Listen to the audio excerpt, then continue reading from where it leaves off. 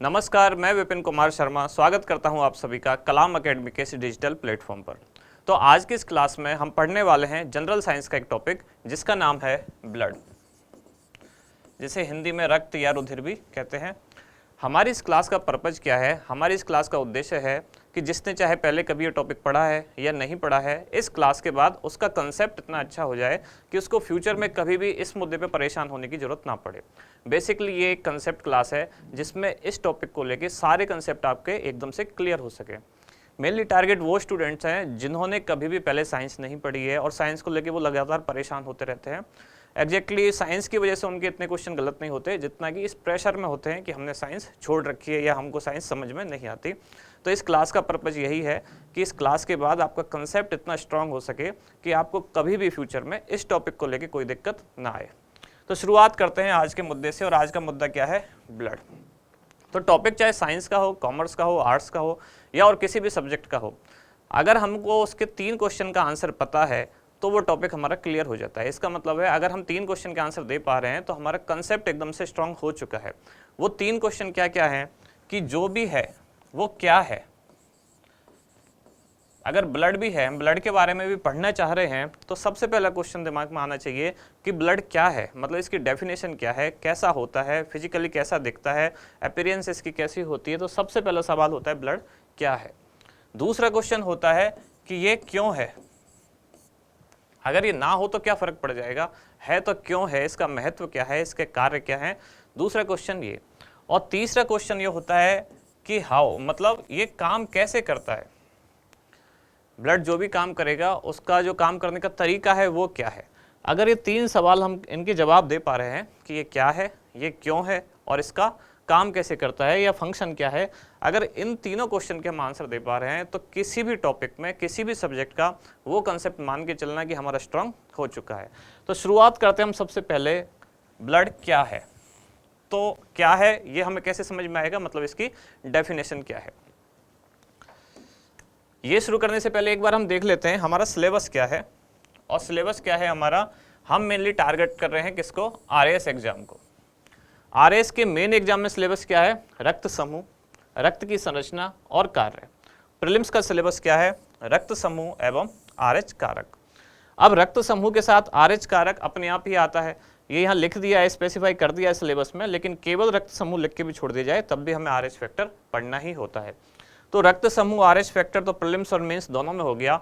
Main में extra चीज क्या है? रक्त की संरचना और रक्त के कार्य। जैसे कि अभी हमने बात की, अगर हमें टॉपिक पूरा समझना है तो हमें ये तो पता ही होना चाहिए कि ये क्या है और ये क्यों है। तो क्या है तो मतलब संरचना, और क्यों है मतलब कार्य। क्या है, क्यों है और कैसे है, इन तीनों का हम जवाब ढूंढने की कोशिश करेंगे इस पूरी क्लास के दौरान। तो ये एक सिलेबस हुआ हमारे आरएस का, जिसमें हमें समझ में आया कि हमें क्या क्या पढ़ना है। रक्त समूह और आरएच कारक, रक्त की संरचना और कार्य। अब देखते हैं आगे सिलेबस के अनुसार एक इंडेक्स बना के कि हमें अब इसमें एक एक टॉपिक कौन कौन सा पढ़ना है, कौन कौन सा पॉइंट क्लियर करना है। तो सबसे पहले तो हमें पढ़ना है रक्त क्या है और रक्त की परिभाषा। इसके बाद हमें पढ़ना है रक्त की संरचना, कंपोजिशन क्या है। फिर हमें पढ़ना है रक्त के कार्य तथा महत्व।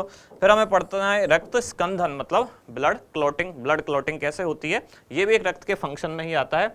और रक्त समूह तथा आरएच कारक क्या है, बॉम्बे ब्लड ग्रुप क्या है, ये सिलेबस में लिखा हुआ नहीं है पर ये एक स्पेशल पॉइंट है। जरूरी नहीं कि इससे क्वेश्चन आए, लेकिन हमारे कंसेप्ट के लिए जरूरी है। जब हम पूरी क्लास ही कंसेप्चुअल क्लास रख रहे हैं तो ऐसे जो छोटे छोटे कुछ स्पेशल टॉपिक हैं वो भी हमें आने चाहिए। तो ब्लड ग्रुप्स क्या है, बॉम्बे ब्लड ग्रुप क्या है, ये भी हम जानेंगे। रक्त संबंधी कुछ रोग, ये हम लास्ट में देखेंगे कि पूरा ब्लड समझने के बाद, इसका पूरा कंसेप्ट समझने के बाद इससे संबंधित जो बीमारियां हैं वो कौन कौन सी हैं। इन बीमारियों पे सीधा क्वेश्चन पूछा जाता है, जैसे सिकल सेल एनीमिया, ये क्या होती है, हीमोफीलिया, ये क्या होता है। तो इस तरह की जो बीमारियां हैं उनको हम लास्ट में देखेंगे। और सबसे लास्ट में रह जाता है महत्वपूर्ण तथ्य। एक तरह से कहें तो वन लाइनर एग्जाम के लिए सबसे महत्वपूर्ण पार्ट है, क्योंकि सीधे सीधे जो वन लाइनर क्वेश्चन है जिनमें कुछ समझने की जरूरत नहीं है, कि सीधे फैक्चुअल क्वेश्चन होते हैं। जैसे ब्लड शुगर लेवल क्या होता है, ब्लड का कोलेस्ट्रॉल लेवल नॉर्मल क्या होता है, ब्लड में यूरिया का लेवल क्या होता है, या कोई खास बीमारी से कोई क्वेश्चन पूछा गया है। तो इस तरह के जो सारे महत्वपूर्ण तथ्य हैं, सारे फैक्ट्स हैं, तो वन लाइनर सीधे सीधे हैं, वो हम वीडियो के लास्ट में डिस्कस करने वाले हैं। तो शुरुआत करते हैं सबसे पहले, रक्त क्या है, रक्त की परिभाषा क्या है। रक्त क्या है, ये हमारा एक टॉपिक है। अब यहाँ से हमारा सिलेबस शुरू होता है। पहला पॉइंट क्या है, रक्त क्या है। इसकी परिभाषा में देखें तो 3 शब्द आते हैं। कौन कौन से 3 शब्द आते हैं? सबसे पहला शब्द आता है तरल, दूसरा शब्द आता है संयोजी, और तीसरा शब्द आता है ऊतक। यही एक तरह से रक्त की परिभाषा है कि रक्त क्या है। रक्त एक तरल संयोजी ऊतक है, जिसमें तरल तो हम सबको पता है, तरल मतलब होता है लिक्विड। अब 2 शब्द हैं जो नए हैं, एक है संयोजी और दूसरा है ऊतक। पहली बात तो ऊतक क्या होता है, और जब ऊतक पता चल जाएगा हमें, तभी हमें पता चलेगा संयोजी ऊतक क्या होता है।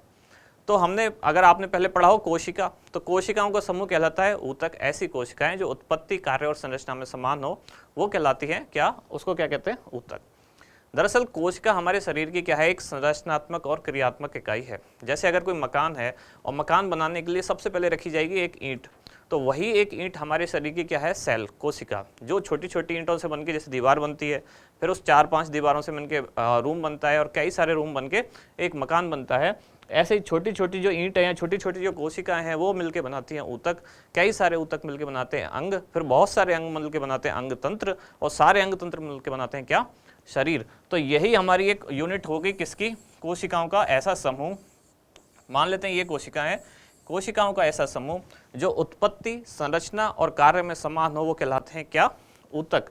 तो ऊतक के होते हैं 4 प्रकार, उनमें से ही एक प्रकार कौन सा है, संयोजी ऊतक। और यही संयोजी ऊतक जब तरल रूप में होता है तो उसको कहते हैं ब्लड। तरल संयोजी ऊतक के भी बेसिकली 2 टाइप हैं, एक है ब्लड और लिम्फ। यहाँ हम कौन सा पढ़ रहे हैं, ब्लड। एक बार ये चारों ऊतक देख लेते हैं कि कौन कौन से होते हैं। तो ये एक डायग्राम है जिसमें आप देख पा रहे हैं, ये एक हाथ है, ये मानव का हाथ है एक। इसमें आप देख रहे हैं ये जो सबसे ऊपर वाली चीज़ है, ये मतलब ये जो स्किन के ऊपर जो फैट वाला है पार्ट, फैट से ऊपर भी क्या होती है, स्किन, उसको क्या कहा गया है, ये है एपिथेलियल टिश्यू। सबसे ऊपर क्या है, एपिथेलियल टिश्यू। ये वाला पोर्शन मतलब स्किन वाला, ये कौन सा ऊतक होता है, एपिथेलियल टिश्यू। इसको हिंदी में कहते हैं उपकला ऊतक। दूसरा, ये अंदर मसल्स हैं, मांसपेशियां हैं, इनको कहते हैं क्या, मसल टिश्यू। तीसरा, जो तंत्रिकाएं हैं हमारे हाथ में जो सारे मैसेज लेके जाती हैं दिमाग तक, उसको क्या कहते हैं, तीसरा ऊतक ये हो गया नर्वस टिश्यू। और चौथा ऊतक इसमें इधर दिखा हुआ है ब्लड, इधर है कार्टिलेज, इधर है बोन, और इधर है लूज कनेक्टिव टिश्यू। ये चारों मिलकर कहलाते हैं क्या, कनेक्टिव टिश्यू, जिसमें से एक टाइप कौन सा है, ब्लड।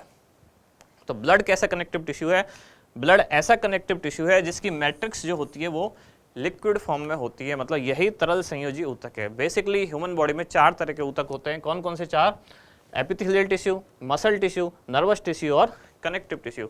ये जो 4 टिश्यू हैं, मतलब 4 ऊतक हैं, उन्हीं में से जो चौथा प्रकार है कनेक्टिव टिश्यू, उसमें भी आज जब वो लिक्विड फॉर्म में होगी उसकी मैट्रिक्स, और उसमें फाइबर्स नहीं होंगे, तंतु नहीं होंगे, तो उसी को कहा जाएगा क्या, ब्लड।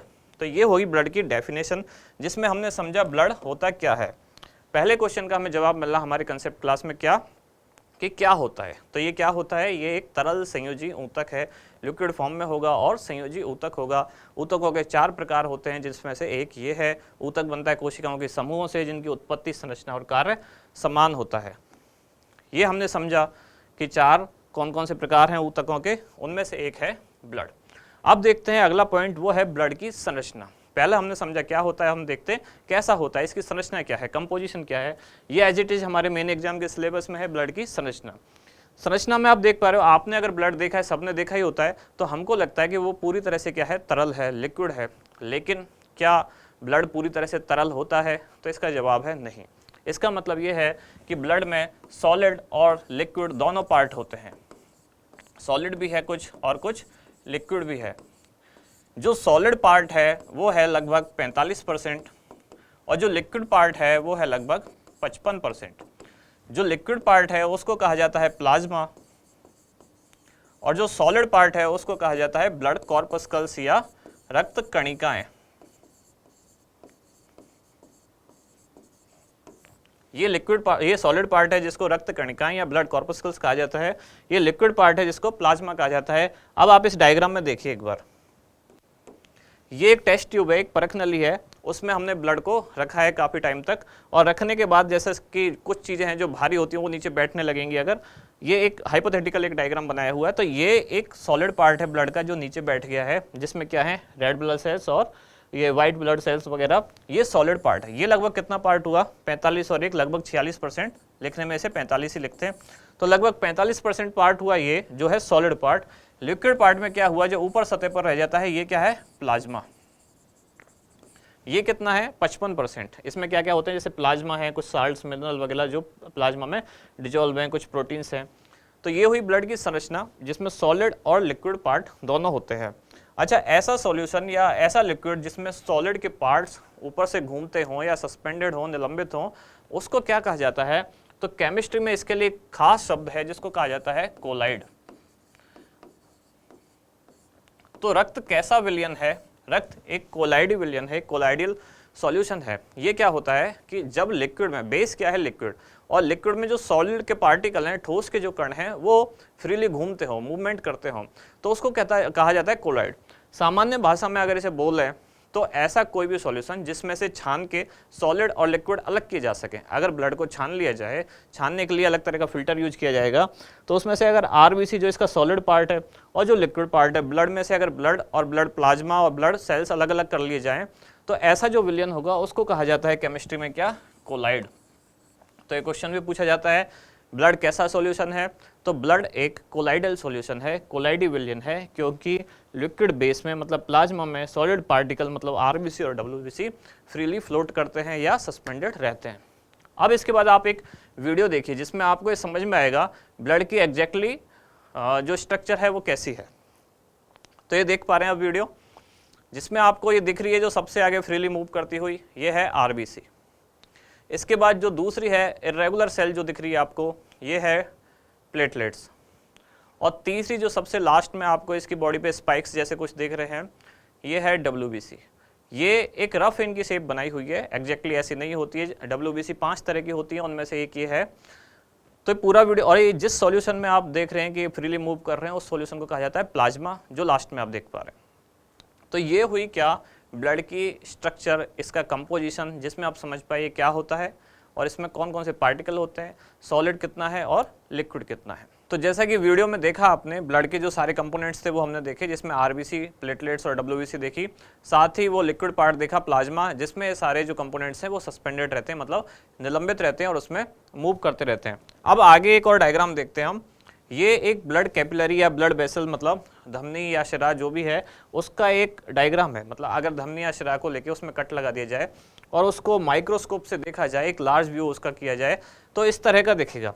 एक बार ये पूरा डायग्राम देखिए आप। इधर दिखाया हुआ है क्या, ब्लड के कंपोनेंट्स का हिस्सा, मतलब 55% क्या होता है प्लाज्मा लिक्विड पार्ट और 45% क्या होता है सॉलिड पार्ट। ये एक रफ आइडिया है, 44-45 ये होता है, लगभग 54-55 एक रफ आइडिया है। इधर आप देख रहे हैं ये ब्लड की सेल्स हैं, ये दिख रहे हैं लंग्स।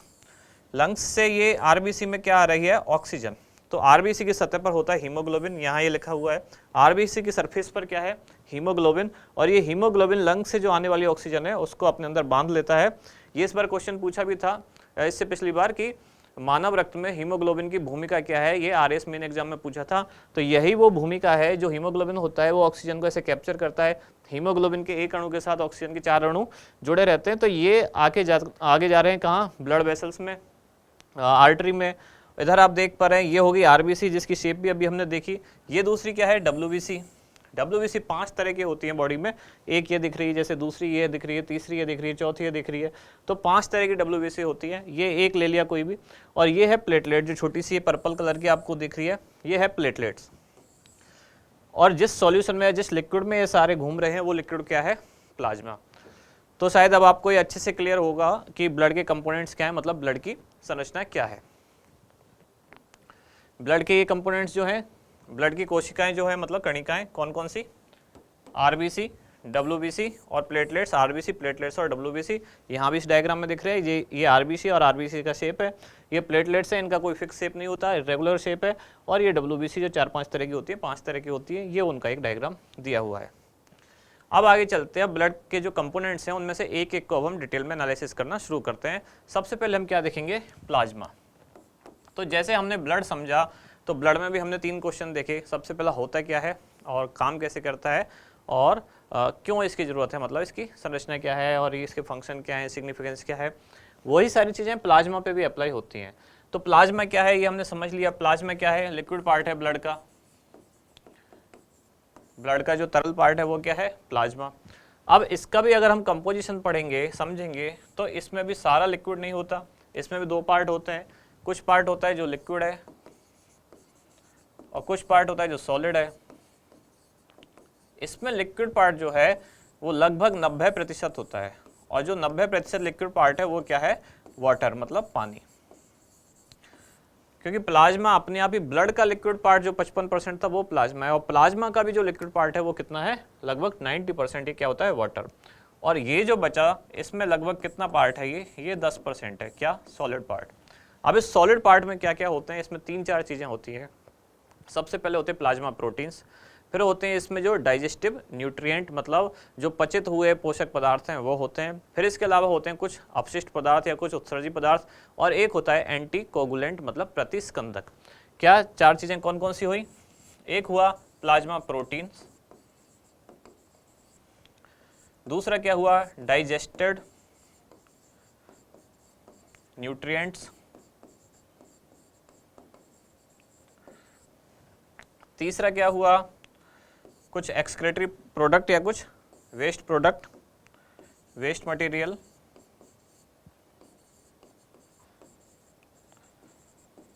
और चौथा क्या हुआ? एंटी कोगुलेंट या प्रतिस्कंदक।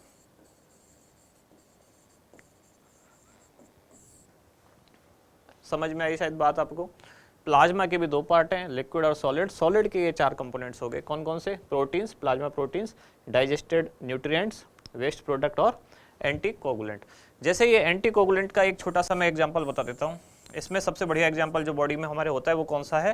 हिपेरिन। जैसे कभी आपके दिमाग में एक सवाल आया हो कि जब भी हमारी जो भी ब्लड वेसल है या स्किन है कहीं भी एक कट लग जाता है तो थोड़ी देर बाद ब्लड जो है उसका क्लॉट जम जाता है, थक्का जम जाता है। लेकिन ऐसा क्या होता है कि यही ब्लड जब बॉडी में फ्लो होता रहता है तब ये क्यों नहीं जमता, तब इसका क्लॉट क्यों नहीं बनता? तो उसका आंसर है क्योंकि ब्लड में अंदर एक होता है पदार्थ, क्या? हेपेरिन। ये हेपेरिन ब्लड का क्लॉट ब्लड वेसल्स में नहीं जमने देता। यही कारण है कि ब्लड की जो वेसल्स हैं उनमें अंदर क्लॉट नहीं जमता। ये हेपेरिन क्या करता है बेसिकली? ये जब हम ब्लड क्लॉटिंग पढ़ेंगे तब समझेंगे। ब्लड क्लॉटिंग के 3 स्टेप होते हैं जिसमें एक स्टेप होता है प्रोथ्रोम्बिन से थ्रोम्बिन बनना। तो ये हेपेरिन उस स्टेप को बीच में रोक देता है, प्रोथ्रोम्बिन से थ्रोम्बिन नहीं बन पाता और ब्लड वेसल्स में अंदर ब्लड का क्लॉट नहीं जम पाता। अब हमने 4 पार्ट जो पढ़े, अब इसमें जो है लिक्विड है, वाटर है, इसमें कुछ समझने की जरूरत नहीं है। लेकिन ये जो सॉलिड पार्ट हैं 4, protein, digested nutrients, waste product और एंटी कोगुलेंट, इनको एक एक करके छोटा छोटा और इनके बारे में देख लेते हैं। सबसे पहले प्लाज्मा प्रोटीन्स। कौन सी प्रोटीन्स हैं ये? Plasma proteins.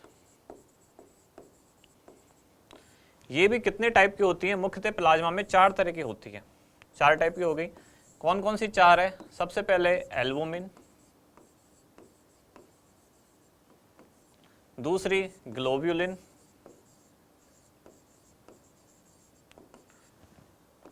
तीसरी प्रोथ्रोम्बिन और चौथी फाइब्रिनोजन।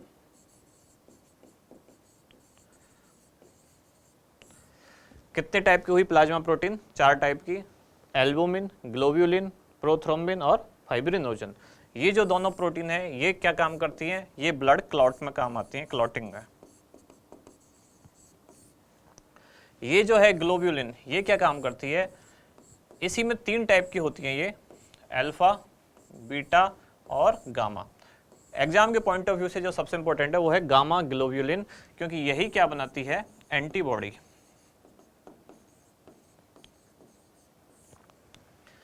एंटीबॉडी भी 5 तरह की होती है basically, IgG, IgM, IgD, IgA, IgE। तो इस तरह की 5 जो होती है एंटीबॉडी, मतलब गामा ग्लोब्यूलिन वो क्या बनाती है? प्लाज्मा की एक प्रोटीन है ग्लोब्यूलिन, वही बनाती है हमारी बॉडी में क्या? एंटीबॉडी। तो ये 4 तरह की प्लाज्मा प्रोटीन हुई, जिसमें से सबसे काम की जो है ग्लोब्यूलिन। इसी में इसके 3 टाइप है, अल्फा, बीटा और गामा। गामा ग्लोब्यूलिन जो है वो क्या बनाती है? एंटीबॉडी। और प्रोथ्रोम्बिन और फाइब्रिनोजन क्या करते हैं? ये ब्लड क्लॉटिंग में काम आते हैं। क्लॉटिंग हो गई। इसके बाद क्लॉटिंग में कौन से हुए? प्लाज्मा प्रोटीन हो गया जिसमें 4 प्रोडक्ट हुए। इसके बाद देखते हैं दूसरा पॉइंट क्या था हमारा? प्रोटीन के बाद था डाइजेस्टेड न्यूट्रिएंट्स मतलब पचित पोषक। हम जो भी कुछ खाएंगे, हम मान लो कुछ भी खाएंगे फूड, तो वो कहाँ जाएगा अल्टीमेटली? ब्लड में, ग्लूकोज में कन्वर्ट होगा या फैट में कन्वर्ट होगा या जो कुछ भी होगा, तो वो सारे कहाँ जाते हैं? ब्लड में। और ब्लड में भी बेसिकली जो लिक्विड पार्ट है उसमें डिजोल्व होंगे, और लिक्विड पार्ट क्या है? प्लाज्मा। तो हम जो भी कुछ खाएंगे वो लास्ट में डिजोल्व होकर कहाँ पहुँचता है? प्लाज्मा। तो वो कौन कौन से डाइजेस्टेड न्यूट्रिएंट्स होते हैं? वो प्लाज्मा में होते हैं। जैसे कि क्या होता है? सबसे इंपॉर्टेंट तो क्या है? ग्लूकोज। यही हमारी एनर्जी का सोर्स है। प्लाज्मा का जो ग्लूकोज है, मतलब ब्लड का जो ग्लूकोज है, यही हमारी एनर्जी का सोर्स है। यही सबसे ज़्यादा होता है हमारे प्लाज्मा में जब फूड प्रोडक्ट जो डाइजेस्ट होकर जाता है। सबसे इंपॉर्टेंट और सबसे मेन क्या है? प्लाज्मा। इसके अलावा कुछ क्या होते हैं? कुछ फैट के भी मॉलिक्यूल्स होते हैं प्लाज्मा में, मतलब ग्लूकोज हो गया, फैट हो गया, और इस तरह के और भी न्यूट्रिएंट्स हो गए, कुछ प्रोटीन्स पार्ट हो गए। ये वो पदार्थ हैं जो डिजोल्व होकर या जो डाइजेस्टेड होने के बाद कहाँ पहुँचते हैं? प्लाज्मा में। फिर जब ये डाइजेस्ट हो जाएंगे तो सीधी सी बात है, जो डाइजेस्ट होगा उसका कुछ वेस्ट भी होगा। तो वेस्ट प्रोडक्ट क्या होते हैं? वेस्ट प्रोडक्ट पचित होने के बाद जो बचा, जो अब काम का नहीं है, वो क्या होगा? अपचित या उत्सर्जी। उसमें कौन कौन से होंगे? जैसे ब्लड में सबसे ज़्यादा होता है urea, waste product, uric acid, creatinine, ये एक प्रोटीन है, क्रिएटिनिन, क्रिएटिन और क्रिएटिनिन दो तरह के होते हैं।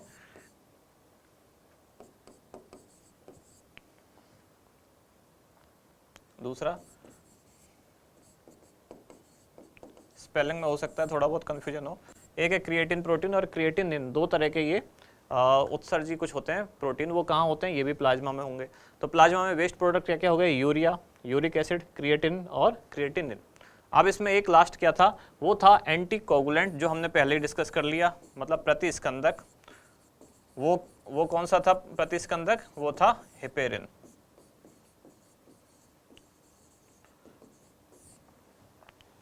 तो शायद क्लियर हुई बात। प्लाज्मा के पार्ट्स क्या क्या हुए? प्लाज्मा में होते हैं प्लाज्मा प्रोटीन्स, और प्लाज्मा प्रोटीन्स के बाद होते हैं डाइजेस्टिव न्यूट्रिएंट्स, इसके अलावा होते हैं वेस्ट प्रोडक्ट, और इसके अलावा क्या हुआ? एंटीकोगुलेंट। तो ये हुआ प्लाज्मा कंप्लीट, जिसमें हमने पढ़ा प्लाज्मा के पार्ट्स क्या क्या होते हैं।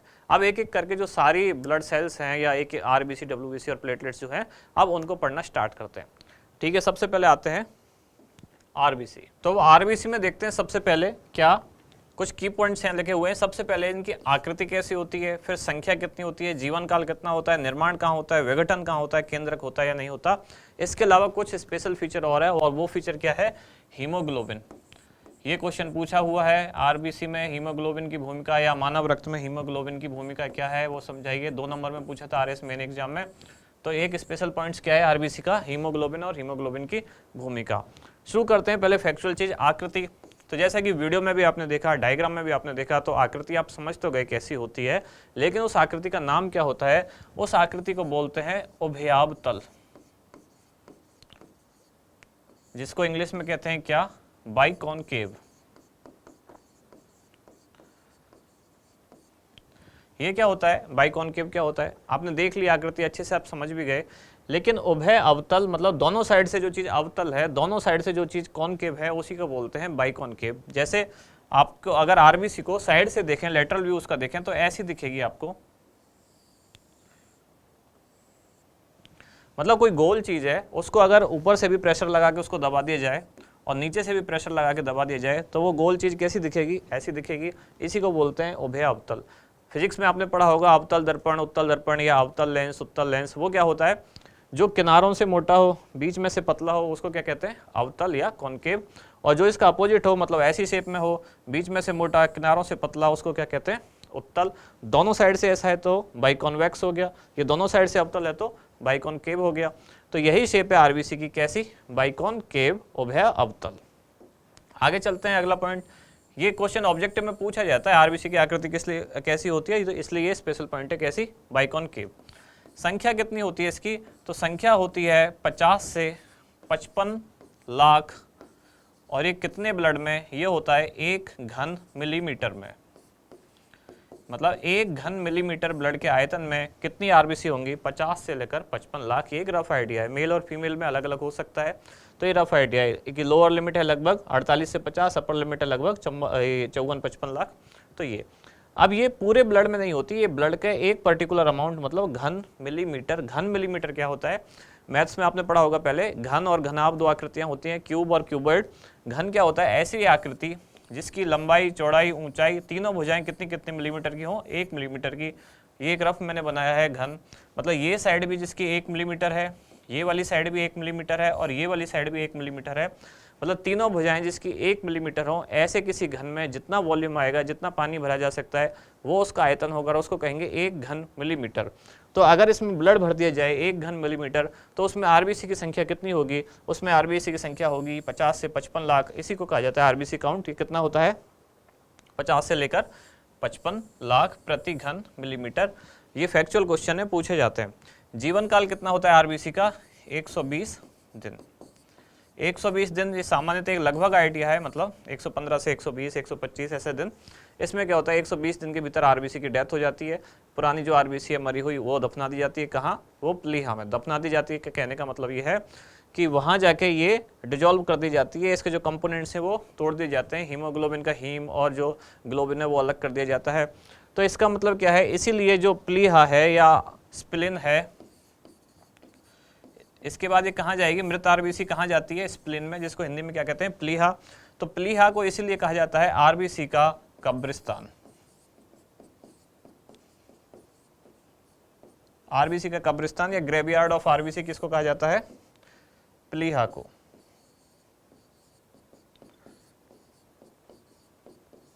क्यों कहा जाता है, क्योंकि मरी हुई आरबीसी जितनी है वो कहाँ जाके खत्म की जाती है, तो वो की जाती है स्प्लिन में या प्लीहा में। देखते हैं निर्माण कहाँ होता है इनका। तो इसके 2 आंसर हैं। अगर सिंपल आंसर पूछा जाए कि आरबीसी का निर्माण कहाँ होता है, तो आप कहोगे बोन मेरो, मतलब अस्थि मज्जा में।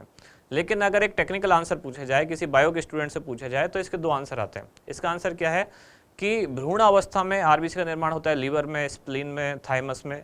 लेकिन जब मैच्योर हो जाता है पर्सन, मतलब वयस्कों में, ये कहाँ होता है, तो होता है बोन मेरो में। बोन मेरो में भी कौन सी बोन मेरो में, तो रेड बोन मेरो में। जनरली अगर जनरल साइंस का क्वेश्चन है तो इसका निर्माण कहाँ होता है, तो क्या बोलेंगे हम, आरबीसी का निर्माण होता है अस्थि मज्जा। और उसमें भी अगर और ज़्यादा ऑप्शन हो, कौन सी वाली अस्थि मज्जा, तो लाल अस्थि मज्जा, मतलब रेड बोन मेरो में। लेकिन अगर ऑप्शन में चारों हो, ना ये स्पेसिफाई ना किया हो कि वयस्क है या भ्रूण है, और केवल ऐसा दिया हो आरबीसी का निर्माण इनमें से कहाँ होता है, और ऑप्शन है जैसे लिवर, स्प्लीन, बोन मेरो, और चौथा है उपरोक्त सभी, तो आंसर होगा उपरोक्त सभी। क्योंकि भ्रूण अवस्था में आरबीसी का निर्माण लिवर और स्प्लीन और थाइमस में भी होता है, लेकिन वयस्कों में कहाँ होता है, लाल अस्थि मज्जा में। विघटन कहाँ होता है इसका, तो विघटन होता है इसका स्प्लीन में, जैसा कि हमने अभी पढ़ा, स्प्लीन में विघटन होता है मरी आरबीसी का। इसलिए स्प्लीन को आरबीसी का कब्रिस्तान या आरबीसी का बूचड़ खाना कहा जाता है, किसको, प्लीहा को। साथ के साथ आरबीसी का स्टोरेज भी होता है स्प्लीन में, इसलिए आरबीसी को यह भी कहा जाता है blood bank of body. Blood bank of body, ये भी कौन है, तो ये भी स्प्लिन है। मतलब प्लीहा को ब्लड बैंक ऑफ बॉडी भी कहा जाता है, क्योंकि इसमें किसी इमरजेंसी कंडीशन के लिए कुछ ब्लड या कुछ आरबीसी स्टोर भी होती है।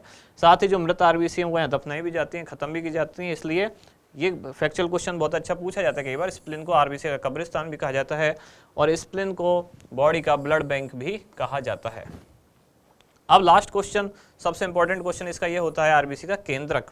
क्या इसमें केंद्रक होता है, तो आंसर है नहीं। इसका भी वही आंसर है जैसे इसका विघटन जो निर्माण वाला क्वेश्चन था कि आरबीसी का निर्माण कहाँ होता है। सामान्यतः हम कहते हैं कि लाल अस्थि मज्जा में या अस्थि मज्जा में। ऐसे सामान्यतः पूछा जाए कि क्या आरबीसी में केंद्रक होता है, तो आंसर है नहीं। लेकिन टेक्निकली पूछा जाए तो मैच्योर आरबीसी में, मतलब जो आरबीसी अब परिपक्व हो चुकी है, उसमें तो केंद्रक नहीं होगा। लेकिन परिपक्वन की अवस्था में, शुरुआत में आरबीसी में केंद्रक होता है, जो बाद में खत्म हो जाता है।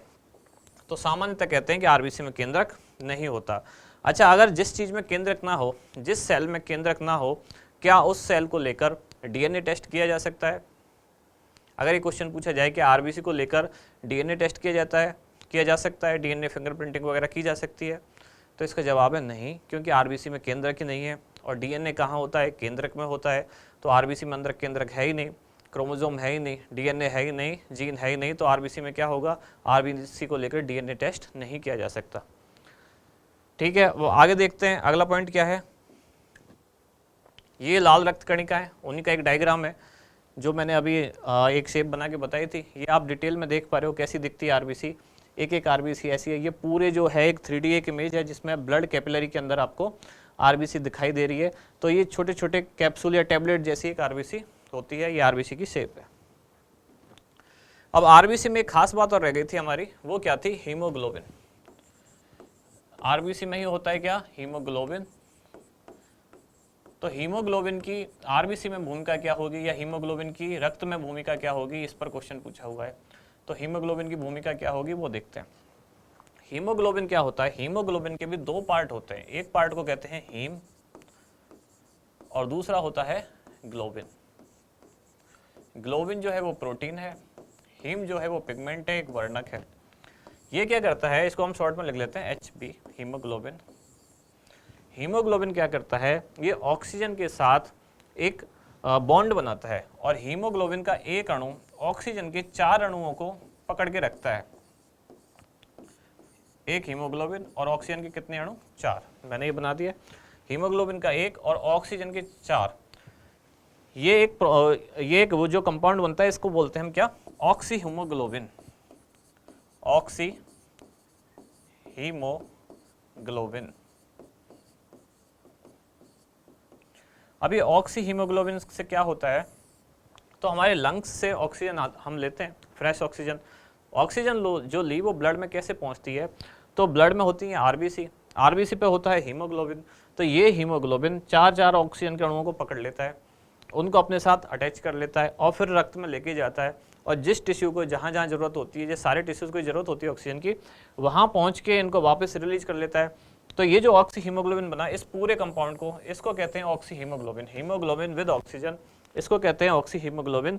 तो ये ब्लड सेल्स में बहता हुआ फिर जब पहुंचता है दूसरे टिश्यू तक, मान लो स्किन टिश्यू है या बोन का टिश्यू है या और कोई टिश्यू है, नर्वस टिश्यू है, मसल टिश्यू है, वहाँ पहुँच के इस ऑक्सीजन को कर देता है रिलीज।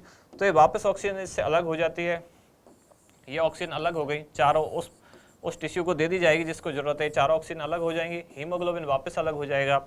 इसीलिए इसको रिवर्सिबल कंपाउंड कहते हैं कि वापस जैसे बनेगा और फिर वापस टूट जाता है, फिर से ऑक्सीजन अलग हो जाती है, हीमोग्लोबिन अलग हो जाता है, ऑक्सीजन पहुंच जाती है हमारे टिश्यूज में।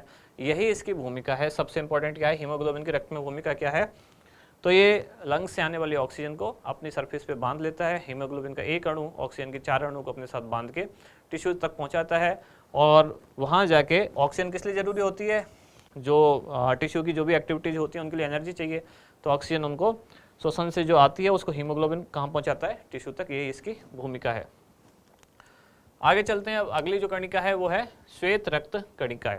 तो जैसे हमने उसमें पढ़ा किसमें, आरबीसी में, कि आकृति क्या है, संख्या क्या है, जीवन काल क्या है, निर्माण, केंद्रक, और इसमें एक स्पेशल फीचर है अमीबीय गति, तो वो देखेंगे। अच्छा, आकृति डब्ल्यूबीसी की कोई फिक्स नहीं होती, इररेगुलर एक शेप होती है। ये क्यों? क्योंकि आरबीसी डब्ल्यूबीसी वैसे ही 5 टाइप की होती है, ग्रैनुलोसाइट एंड अग्रैनुलोसाइट, वो भी हम आगे डिटेल में देखेंगे। तो इसकी शेप कोई फिक्स नहीं होती, इररेगुलर होती है, इसलिए जनरली इसको एक राउंड जैसी शेप होती है, मतलब गोल शेप होती है, राउंड शेप इसको जनरली मान लेते हैं। इसकी भी और डब्ल्यूबीसी की भी एक इररेगुलर शेप होती है। संख्या कितनी होती है डब्ल्यूबीसी की, तो इनकी संख्या होती है लगभग 6000 से 8000, और कितने ब्लड में, वही प्रति घन मिलीमीटर, mm³। तो घन मिलीमीटर क्या होता है वो हमने अभी डिस्कस किया था। तो जैसे एक घन मिलीमीटर ब्लड में डब्ल्यूबीसी कितनी होती है, 6000 से 8000, और डब्ल्यूबीसी कितनी होती है, 50 से 55 लाख। इसका मतलब क्या हुआ, इसका मतलब ये हुआ टोटल जो ब्लड सेल्स हैं अपनी, या ब्लड कॉर्पस्कल्स जितनी भी हैं, उनमें से लगभग 99% तो क्या होती है, आरबीसी, और बाकी 1% में दोनों होती हैं, कौन कौन सी, डब्ल्यूबीसी और प्लेटलेट्स। 99% क्या होती है, आरबीसी, और 1% में क्या बचे, डब्ल्यूबीसी और प्लेटलेट्स। दिख ही रहा है, आप देख सकते हैं, वो थी 50 से 55 लाख इतने ही ब्लड में 1 मिलीमीटर क्यूब में, और ये कितनी है, 6000 से 8000। ऐसी जब प्लेटलेट्स आएंगी वो भी थोड़ी सी होती है। सबसे ज़्यादा अमाउंट में क्या होती है, आरबीसी। जीवन काल कितना होता है इनका, 4-5 दिन इनका जीवन काल होता है, 4-5 दिन से लेकर कुछ दिन तक इनका जीवन काल हो सकता है। इनका निर्माण कहाँ होता है, तो इनका निर्माण भी अस्थि मज्जा मतलब बोन मेरो में होता है। अस्थि मज्जा के साथ साथ और कहाँ होता है इनका, इसका निर्माण डब्ल्यूबीसी का, तो होता है लसिका ऊतक, लिम्फोइड टिश्यू, लसिका ऊतकों में इनका निर्माण होता है। क्या इनमें केंद्रक होता है, तो जवाब है हाँ। 3 ब्लड सेल्स जो हैं हमारी आरबीसी, डब्ल्यूबीसी और प्लेटलेट्स, उनमें से एकमात्र डब्ल्यूबीसी ही ऐसी है जिसमें कि केंद्रक या न्यूक्लियस प्रेजेंट होता है। इसीलिए डब्ल्यूबीसी को लेकर डीएनए टेस्ट किया जा सकता है क्योंकि इसमें न्यूक्लियस है। एक इनका खास फीचर है अमीबॉइड मोशन, अमीबॉइड गति। ये क्या होती है? अमीबा एक छोटा सा जीव होता है, तो उसकी शेप लगभग राउंड शेप होती है, गोल जैसा। वो क्या करता है, वो कैसे गति करता है? अमीबा गोल है, जैसे मान लेते हैं, एक नई स्लाइड पे देखते हैं, ये मान लेते हैं अमीबा है, ये गति कैसे करेगा? ये एक सरफेस है कोई, तो ये अपने आगे वाला जो पोर्शन है पहले इसको हल्का सा आगे की तरफ लुढ़काएगा, जिससे क्या होगा, इसके अंदर जो फ्लूइड भरा हुआ है वो थोड़ा सा आगे की तरफ आ जाएगा और पिक्चर बनेगी ऐसे। ये आगे चिपक गया और पीछे जो है वो ऐसा ही है अभी। फिर ये चिपक के और आगे की तरफ लुढ़काता है, मतलब अंदर का फ्लूइड है जो उसको आगे की तरफ घुमाएगा, तो आगे ऐसा रह गया, पीछे थोड़ा सा ऐसा रह गया। फिर अंदर वाले फ्लूइड को और आगे घुमाएगा, तो ऐसे कर करके मूवमेंट करता है। कहने का मतलब फ्लूइड को ऐसे घुमाता जाएगा, जो इसमें अंदर भरा हुआ है ये फ्लूइड तरल, उसको पहले आगे की तरफ धकेलता है, जिससे क्या होगा, थोड़ा सा आगे खिसकता है। फिर पीछे वाले फ्लूइड को, मतलब पीछे वाले तरल को और आगे की तरफ मतलब ये लाता है। तो इस तरह से करते करते अमीबा गति करता है, और यही गति अमीबॉइड गति कहलाती है। यही गति विशेष लक्षण है किसका? डब्ल्यूबीसी का।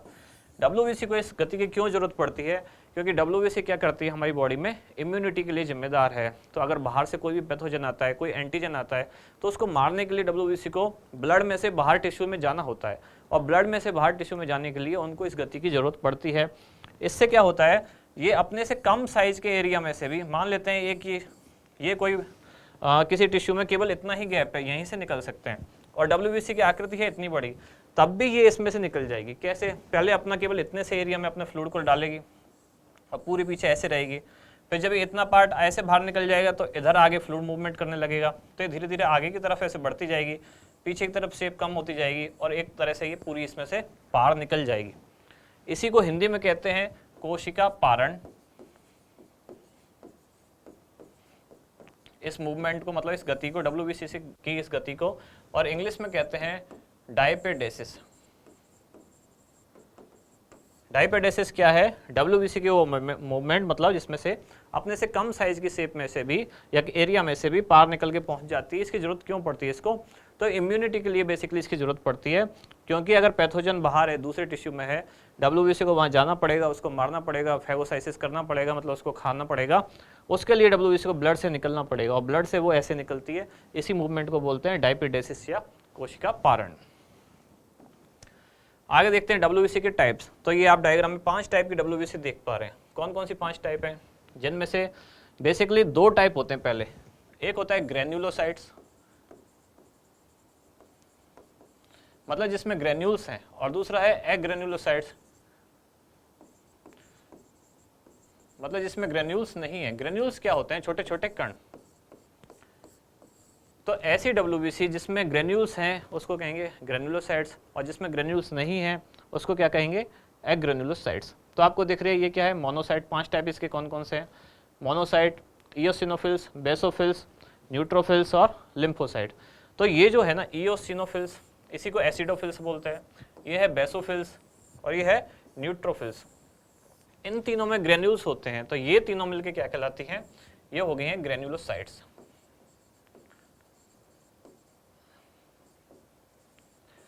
मतलब इनके जो आप देख पा रहे हैं कोशिका द्रव में छोटे छोटे कण दिख रहे हैं आपको। इनके कोशिका द्रव में ये जो छोटे छोटे कण दिख रहे हैं, ये जो दिख रहे हैं, ये ग्रेन्यूल्स हैं इन तीनों में, इसलिए इनको बोलते हैं ग्रेन्युलोसाइट्स।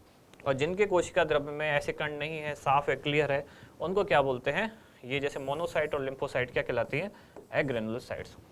तो डब्ल्यूबीसी बेसिकली 2 टाइप की होती हैं, ग्रेन्युलोसाइट्स और एग्रेन्युलोसाइट्स। ग्रेन्युलोसाइट्स के 3 टाइप है, इयोसिनोफिल्स, बेसोफिल्स और न्यूट्रोफिल्स। इसी को एसिडोफिल्स बोलते हैं, इसको बेसोफिल्स बोलते हैं, और इसको न्यूट्रोफिल्स बोलते हैं। और इन तीनों को मिला के ग्रेन्युलोसाइट्स बोलते हैं। इन दोनों को क्या बोलते हैं? मोनोसाइट और लिम्फोसाइट मिला के क्या कही जाती है? एग्रेन्युलोसाइट्स। इयोसिनोफिल्स भी क्यों बोलते हैं? क्योंकि एक वर्णक होता है इयोसिन। इयोसिन वर्णक से रंजित करने पर ये इसका रंग देने लगेगी, ये दिख रहा है आपको। और ये बेसिक जो एक बेसिक मतलब एल्कलाइन जो रंजक होता है, मेथाइलिन ब्लू, उससे ये जो है पिगमेंट देने लगेगी, उससे रंगने पर रंगने लगेगी। तो इसलिए इसको बेसोफिल्स कहते हैं, इसको इयोसिनोफिल्स कहते हैं। इयोसिन से ये रंग देती है, ये मेथाइलिन ब्लू से कलर देती है। ये इनके रीजन्स हैं जो हमारे काम के नहीं है, इतने जनरल साइंस में जरूरत नहीं है उसकी। तो ये तीनों कहलाती हैं ग्रेन्युलोसाइट्स, और ये 2 कहलाती हैं कौन कौन सी? मोनोसाइट और लिम्फोसाइट मिलकर क्या कहलाती हैं, एग्रेनुलोसाइट। तो डब्ल्यूबीसी के टाइप हुए। अब आगे चलते हैं, आगे क्या है, अगला जो टॉपिक है हमारा, 3 ब्लड सेल्स थी, उनमें से 2 हम कर चुके हैं, तीसरी क्या बची, प्लेटलेट्स। तो प्लेटलेट का डायग्राम आप देख रहे हैं, कोई एक फिक्स इनकी शेप नहीं होती, ये इनएक्टिवेटेड है प्लेटलेट, जनरली ऐसी रहती है बॉडी में, और जब एक्टिवेटेड हो जाती है तब इसकी शेप ऐसी होने लगती है। मतलब ये एक्टिवेट कब होती है, जब कहीं से कट लग जाता है, जब ब्लड का क्लॉट जमा ना हो तब ये एक्टिवेट होगी। और एक्टिवेट होने पे सीधी सी बात है, इसको अपना एरिया ऐसा करना पड़ेगा, ज़्यादा से ज़्यादा सरफेस एरिया करना पड़ेगा, ताकि जहाँ भी घाव लगाए, जहाँ भी कट लगाए, उसको ये कवर कर पाए। मान लो यहाँ आके जमने पाए, तो ये तभी जम पाएगी जब इसकी शेप कुछ ऐसी होगी, कुछ भी टेढ़ी मेढ़ी, कुछ इरेगुलर होगी। जनरली ये ऐसी शेप में होती है, मतलब प्लेटलेट्स की कोई फिक्स शेप नहीं होती, इसलिए इसको कहते हैं इरेगुलर शेप। कैसी होगी शेप इसकी, इरेगुलर, इरेगुलर शेप। दूसरी संख्या जैसे हमने आरबीसी की पढ़ी, डब्ल्यूबीसी की पढ़ी, और अब तीसरी है प्लेटलेट्स। प्लेटलेट्स की संख्या कितनी होगी, तो ये होगी 1.5 से 4.5 लाख, और ये भी कितने, उतने ही अमाउंट में, मतलब 1 घन मिलीमीटर। 1 घन मिलीमीटर अमाउंट में कितनी होगी, 1.5 से 4.5 लाख क्या प्लेटलेट्स। जीवन काल इनका कितना होगा, तो इनका भी लगभग 5 से 7 दिन होगा। निर्माण इनका कहाँ होता है, तो इनका निर्माण भी कहाँ होगा, अस्थि मज्जा में होगा। और केंद्र किन में होता है या नहीं, तो इसका आंसर है नहीं। मतलब प्लेटलेट्स जो होंगी वो भी केंद्रक विहीन होती है, साथ ही आरबीसी जो है वो भी केंद्रक विहीन होती हैं, केवल डब्ल्यूबीसी जो है उसमें केंद्रक पाया जाता है। तो प्लेटलेट्स को लेकर भी डीएनए टेस्ट नहीं किया जा सकता, क्योंकि इसमें केंद्रक नहीं है। अब आगे चलते हैं, रक्त के कार्य, फंक्शंस ऑफ ब्लड। अब आप पहले एक बार ये वीडियो देखिए, जिसमें आप देखेंगे कि हीमोग्लोबिन कैसे काम करता है। इस वीडियो में आप देख रहे हैं कि हीमोग्लोबिन, आरबीसी आप देख पा रहे हैं, इसकी सरफेस पर है हीमोग्लोबिन, ये आगे फ्लो कर रही है, लंग्स से ऑक्सीजन आ रही है, ये लंग्स से ऑक्सीजन आके आरबीसी पे चिपक रही है। अब आप ये कलर भी देख पा रहे हैं, जो आरबीसी आ रही है वो है ये ब्लू कलर जैसी दिख रही है, पर्पल जैसी, और जब इसमें ऑक्सीजन चिपक जाता है तो ये कैसी हो जाती है, रेड। मतलब ये क्या इंडिकेट करता है कि जो अशुद्ध जो था रक्त, वो कैसा हो गया अब शुद्ध, ऑक्सीजन के जुड़ने के बाद। फिर वापस जब ये टिश्यू में पहुंचती है तो आप वापस से कलर देख पा रहे हैं, जो रेड थी पहले, अब वो वापस कैसी पर्पल जैसी होने लग गई। मतलब ये फिर से शुद्ध रक्त कैसा हो गया, अशुद्ध। तो ऑक्सीजन को लंग्स से लेने के बाद आरबीसी की सरफेस पर जो चिपकाने का काम करता है वो कौन करता है, हीमोग्लोबिन, यही इसकी भूमिका है। तो पहला पॉइंट क्या हुआ, ऑक्सीजन का परिवहन, ये आपने देखा कैसे होता है। दूसरा CO2 का परिवहन, तो जो ऑक्सीजन दी है इसने टिश्यूज को, वहाँ से वो CO2 रिलीज करेंगे, तो उस कार्बन डाइऑक्साइड को वापस लेना और उसका परिवहन करना, ये हो गया CO2 का परिवहन।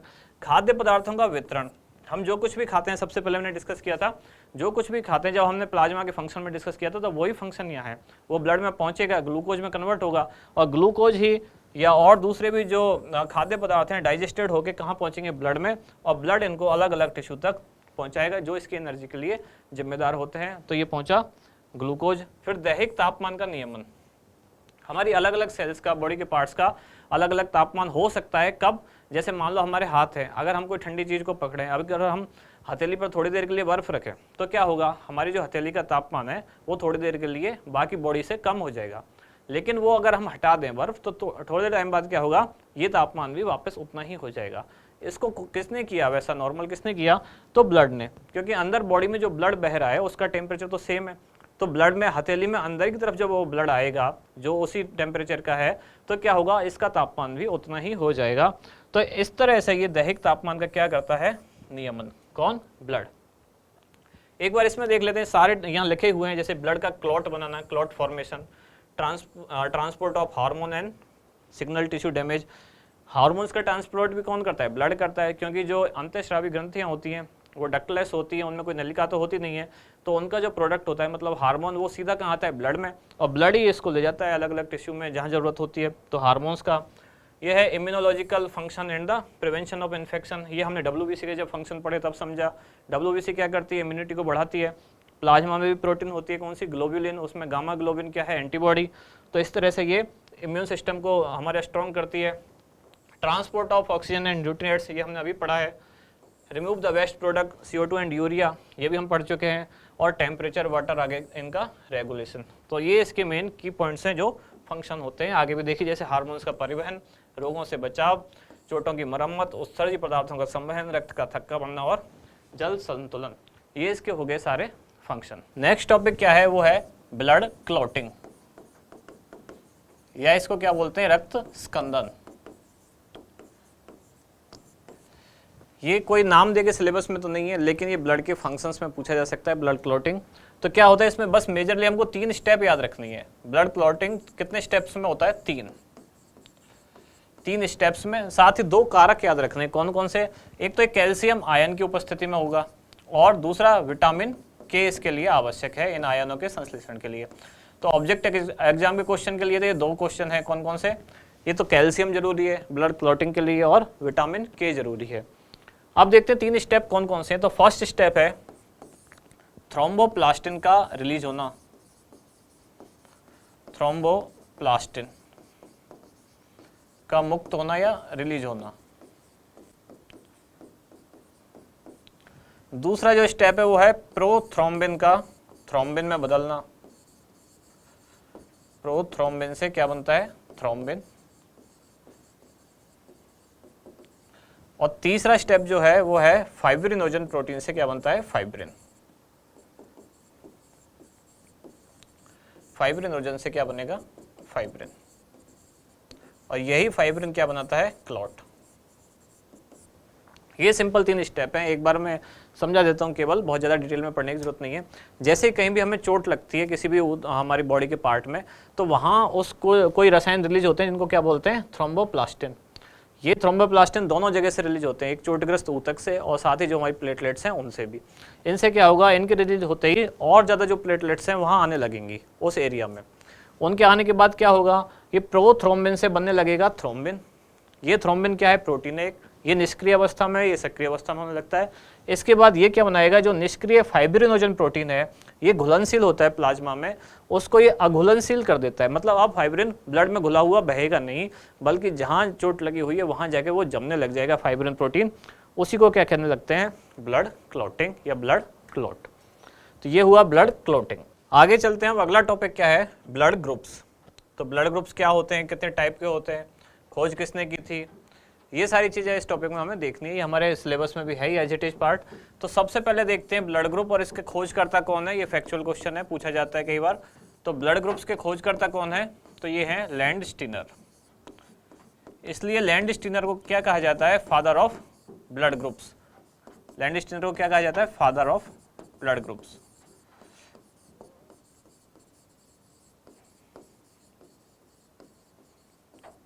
इन्होंने ब्लड ग्रुप्स की खोज की, लेकिन क्या जो सारे ब्लड ग्रुप्स आज हमें ज्ञात हैं वो सारे क्या इन्होंने खोजे, तो आंसर है नहीं।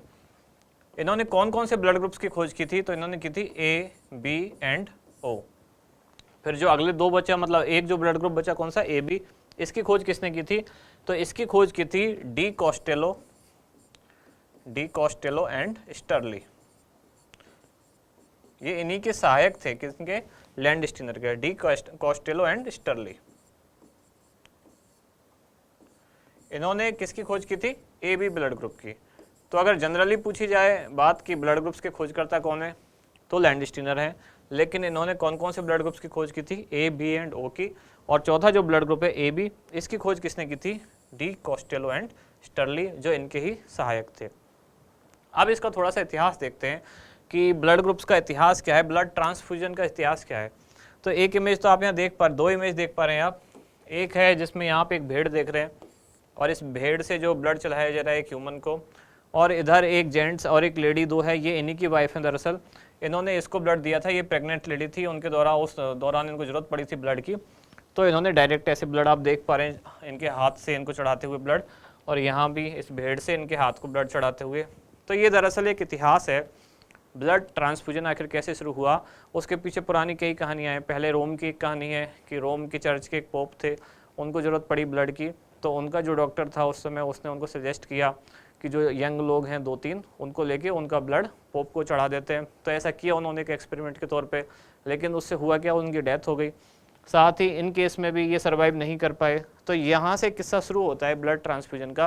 और जैसा कि मानव का इतिहास होता है, पहले शुरू में असफलता के बाद धीरे धीरे वो ट्राई करते रहते हैं तो सफलता मिलती है। इनको भी यहाँ वैसा ही हुआ, धीरे धीरे करने के बाद फिर लास्ट में लैंडस्टीनर ने कब 1900 इन्होंने कब खोज की थी ब्लड ग्रुप्स की, सन 1900 में, और इन दोनों ने ये ए बी ब्लड ग्रुप की कब खोज की थी, 1902 में। तो यहाँ आके ये सफलता मिली, पता चला कि ब्लड ग्रुप्स क्या होते हैं, कौन सा ब्लड ग्रुप कैसे डिसाइड होता है। तो कैसे डिसाइड होता है ब्लड ग्रुप, अब आगे वो देखते हैं हम, ब्लड ग्रुप की वंशानुगति। तो अगर किसी का ब्लड ग्रुप ए है, किसी का बी है, किसी का ओ है और किसी का ए बी है, तो ये पता कैसे चलता है किसका ब्लड ग्रुप क्या है, वो कौन सा फैक्टर है। तो वो दरअसल आरबीसी की सतह पर एक एंटीजन होता है। अगर इसकी सतह पर एंटीजन ए है तो इसका मतलब है इसका ब्लड ग्रुप क्या होगा, ए। अगर इसकी सतह पर आरबीसी की सतह पर एंटीजन बी है तो ब्लड ग्रुप क्या हुआ, बी। अगर आरबीसी की सतह पर दोनों एंटीजन हैं, मतलब ए एंड बी, तो ब्लड ग्रुप क्या होगा, ए बी। और अगर आरबीसी की सतह पर कोई भी एंटीजन नहीं है, एब्सेंट, तो ब्लड ग्रुप क्या होगा, ओ। तो मतलब एंटीजन क्या है, एक तरह का प्रोटीन है, ये आरबीसी की सतह पर होता है और उसी से डिसाइड होता है कि किसका ब्लड ग्रुप क्या होने वाला है। तो ये बात क्लियर हुई, एंटीजन जिसकी सतह पर जो होगा, जिस आरबीसी की सतह पर, उसका ब्लड ग्रुप वही होगा। अब आगे देखते हैं कि वंशानुगति कैसे होती है, मतलब एक पीढ़ी से दूसरी पीढ़ी में किस में ब्लड ग्रुप कौन सा आएगा, साथ ही कौन किसको ब्लड दे सकता है, कौन किससे ब्लड ले सकता है, कौन सर्वदाता है, कौन सर्वग्राही है, और पॉजिटिव नेगेटिव मतलब आरएच कारक क्या होते हैं, वो चीज़ें देखते हैं। जैसे वंशानुगति समझते हैं, पहले एक बार ब्लड ग्रुप्स के नाम लिख लेते हैं, ए बी एंड ओ। सबसे पहले एक पॉइंट लिखते हैं, क्या, एंटीजन, क्योंकि हमने अभी पढ़ा कि एंटीजन ही डिसाइड करते हैं किसका ब्लड ग्रुप ए होगा, किसका ब्लड ग्रुप बी होगा। तो जिसमें एंटीजन ए है उसका ब्लड ग्रुप क्या होगा, ए। जिसमें एंटीजन बी है उसका ब्लड ग्रुप क्या होगा, बी। जिसमें दोनों एंटीजन हैं ए एंड बी, उसका ब्लड ग्रुप क्या होगा, ए बी। और जिसमें कोई एंटीजन नहीं है, मतलब एंटीजन एब्सेंट, उसका ब्लड ग्रुप क्या होगा, ओ। इस ओ को आप एक तरह से याद रखने के तौर पे जीरो समझ सकते हैं। तो जिसमें कोई एंटीजन नहीं है, एंटीजन जीरो, उसका मतलब उसका ब्लड ग्रुप क्या होगा, ओ। अब जिसमें एंटीजन ये होगी, अब एंटीबॉडी देखते हैं किसमें कौन सी होगी। तो जो एंटीजन होगी उसके अगेंस्ट एंटीबॉडी बनेगी। तो अगर एंटीजन ए है तो इसके अगेंस्ट इसमें एंटीबॉडी क्या बनेगी, बी। एंटीजन बी है तो एंटीबॉडी क्या बनेगी, ए। और ए एंड बी दोनों हैं तो इसमें एंटीबॉडी क्या बनेगी, कोई भी नहीं। और अगर इसमें कोई एंटीजन नहीं है तो एंटीबॉडी क्या होंगी इसमें, ए एंड बी बोथ। ये कैसे डिसाइड होता है, दरअसल एंटीजन एक फॉरेन मैटर होता है दूसरे उस ब्लड ग्रुप के लिए जिसमें वो नहीं है। फॉरेन मैटर मतलब फॉरेन पार्टिकल क्या, कि अगर हमारे ब्लड में कोई चीज़ नहीं है तो हमारा सिस्टम उस हर नई चीज़ को अपने लिए खतरा मानता है जो हमारे ब्लड में आती है, चाहे वो पैथोजन हो, कोई रोगाणु हो, बैक्टीरिया हो, वायरस हो, और कुछ भी हो। इवन अगर दूसरे का ब्लड चढ़ाया गया है और उसमें ऐसी कोई चीज़ है जो हमारे ब्लड में नहीं है, तो हमारा जो सिस्टम है उसको फॉरेन पार्टिकल मानता है। और फॉरेन पार्टिकल जैसे ही दिखता है ब्लड को या हमारे सिस्टम को, तो हमारा इम्यून सिस्टम एक्टिवेट हो जाता है और उसके अगेंस्ट क्या बनने लगती है, एंटीबॉडी। यही रीज़न है कि अगर ए ब्लड ग्रुप वाला है तो उसमें केवल ए एंटीजन होती है, तो वो ए को तो पहचानता है, लेकिन अगर उसको बी वाला ब्लड चढ़ा दिया तो वो बी एंटीजन को नहीं पहचानता, और बी एंटीजन को नहीं पहचानेगा तो बी को समझेगा अपने लिए खतरा, और बी के अगेंस्ट बनने लगेगी क्या, एंटीबॉडी। तो बी अगर ए को चढ़ाए तो एंटीबॉडी ए बनेगी इसमें। ऐसे ही ए में अगर बी वाला चढ़ा दिया तो इसमें एंटीबॉडी बनेगी बी। इसमें कोई भी एंटीबॉडी नहीं बनेगी क्योंकि दोनों एंटीजन हैं, तो इसको जिसको भी चढ़ाएंगे उन दोनों को पहले से वो कोई ना कोई एंटीजन तो होगा ही, इसलिए कोई एंटीजन नहीं बनेगी, इसमें दोनों एंटीबॉडी होंगे। अब देखते हैं कि किसको कौन सा ब्लड दे सकते हैं, किससे कौन सा ले सकते हैं। तो जिसमें कोई एंटीजन नहीं है वो हम सभी को दे सकते हैं, इसलिए इसको क्या बोलते हैं, सर्वदाता, यूनिवर्सल डोनर। और जिसमें दोनों एंटीजन हैं तो इसको क्या बोलेंगे, ये सभी से ब्लड ग्रहण कर सकता है, इसलिए इसे बोलेंगे सर्वग्राही। यह है यूनिवर्सल एक्सेप्टर और यह है यूनिवर्सल डोनर। अगर इसमें भी ये पूछा जाए कि ए पॉजिटिव यूनिवर्सल डोनर है या ए नेगेटिव, तो आंसर है ए नेगेटिव। ए नेगेटिव जो ब्लड ग्रुप होगा वो यूनिवर्सल डोनर है। अब ये हम कैसे, ये पॉजिटिव नेगेटिव कैसे पता चलेगा, ये देखते हैं आरएच फैक्टर में। इसमें एक और चीज़ देखते हैं कि अगर माता पिता का ब्लड ग्रुप क्या है तो संतान में क्या होगा। तो दरअसल ब्लड ग्रुप डिसाइड होता है एलील से। अब ये एलील क्या होता है, एलील एक जीन के विकल्प होते हैं, जीन के विकल्प। मतलब ये भी हो सकता है, वो भी हो सकता है, इस तरह से। जैसे हम ब्लड ग्रुप्स के 3 अलील होते हैं, ए, बी एंड ओ। अब जिसमें ब्लड होगा, हमारा जो भी ब्लड ग्रुप सेट होता है, तो उन 3 में से कोई 2 का सेट होगा। मतलब या तो हमारा ब्लड ग्रुप होगा ए एंड बी, 2 एलील ऐसे होंगे, या दोनों होंगे ए एंड ए, या दोनों होंगे बी एंड बी, या दोनों होंगे बी एंड ओ, या फिर ओ एंड ओ। इस तरह के सेट होते हैं। इन 3 में से कोई 2 का सेट होगा, वही हमारा ब्लड ग्रुप डिसाइड करेगा। अब मान लेते हैं फादर का ब्लड ग्रुप ए है किसी कोई एग्जाम्पल में, और मदर का ब्लड ग्रुप है बी, तो जो O होता है, O वाला एलील, ये होता है अप्रभावी। अप्रभावी ये तभी अपना प्रभाव शो करेगा जब दूसरा भी O हो। मतलब इस सेट में जब O एंड O हो तभी उसका ब्लड ग्रुप O शो होगा। लेकिन अगर blood group B and O है तो इसको क्या दिखाएगा, ये B एंड O होने पे दिखाएगा B। B एंड O है तो O अप्रभावी है तो ये दिखेगा B। ऐसे ही A एंड O, एक सेट और होगा A एंड O, तब भी ये ब्लड ग्रुप क्या होगा, O। A अपना प्रभाव नहीं दिखाएगा तब तक जब तक कि दोनों O ना हो। O अपना प्रभाव तब तक नहीं दिखाएगा जब तक कि दोनों O ना हो, क्योंकि O होता है अप्रभावी। ये अपना प्रभाव तभी दिखाएगा जब दोनों ही O हो। अब मान लेते हैं कि एग्जाम्पल में कहा गया है कि मेल का ब्लड ग्रुप है A, फीमेल का है B। अब इसमें क्या क्या हो सकता है, मेल का ब्लड ग्रुप अगर A एंड A का सेट है तब भी A ही होगा, या मेल का blood group A and O होगा तब भी ब्लड ग्रुप तो बाहर A ही शो होगा। ऐसे ही फीमेल का ब्लड ग्रुप फीमेल का blood group B and B है तब भी ब्लड ग्रुप B शो होगा, और अगर B एंड O है तब भी ब्लड ग्रुप क्या शो होगा, B। तो अगर कोई बोलता है कि किसी का ब्लड ग्रुप A है तो उसमें 2 चांस हैं, या तो उसमें दोनों अलील होंगे A वाले, या एक अलील होगा A और एक होगा O। किसी का ब्लड ग्रुप B है तो या तो उसके दोनों अलील होंगे B, या दोनों में से एक होगा B और एक होगा O। अब जब ये कहा जाता है कि कोई माता पिता है और उनकी संतान का ब्लड ग्रुप O है, लेकिन माँ का ब्लड ग्रुप है B और पिता का ब्लड ग्रुप है A, तो क्या संभव है कि संतान का ब्लड ग्रुप O हो सकता है? तो हो सकता है। किस केस में हो सकता है? इस केस में जब फादर का ब्लड ग्रुप है A एंड O, मदर का ब्लड ग्रुप है B एंड O। तब देखते हैं आगे क्या संततियाँ होंगी। मान लीजिए तो फादर का ब्लड ग्रुप है A एंड O, मदर का ब्लड ग्रुप है B एंड O। तो अगर ऐसा अलील है तो इन दोनों का ब्लड ग्रुप तो A ही शो होगा, इसका A शो होगा, इसका B शो होगा खुद का तो। लेकिन इसमें अलील होंगे 2, A एंड O, और इसमें अलील होंगे 2, B एंड O। और जब ये अगली पीढ़ी में जाएंगे तो 2 में से कोई एक जाएगा, इन 2 में से कोई एक जाएगा। तो सेट क्या क्या बनेंगे, ये फादर और एक मदर, दोनों में से एक एक आया तो ब्लड ग्रुप क्या होगा संतान का, AB। फादर से A आया और मदर से O आया तो ब्लड ग्रुप क्या होगा, AO। और AO का मतलब क्या हुआ, ये उसमें क्या शो होगा, A। अगर फादर से आया O, मदर से आया B, तो क्या होगा B एंड O, तो ये शो क्या होगा, तो ये शो होगा B। और फादर से आया O, मदर से O, तो क्या होगा O एंड O, ये क्या शो होगा, O। यही वो स्पेशल केस है। अगर मान लो पिता का ब्लड ग्रुप है A, माँ का है B, तो संतान का O हो सकता है, हाँ हो सकता है। कितनी संभावना है इसकी, 25%। 25% संभावना ये है O होने की, 25% है B होने की, 25% है A होने की, और 25% है AB होने की संभावना।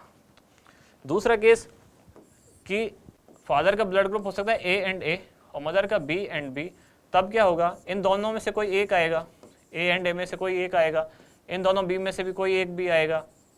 तो चाहे कैसा भी सेट बना लें, इसमें सारी संततियाँ जो आएंगी वो AB ब्लड ग्रुप वाली ही आएंगी, चाहे ये A और ये B ले लें, चाहे ये B, ये A और ये B ले लें, कैसे भी इसमें सेट कर लें।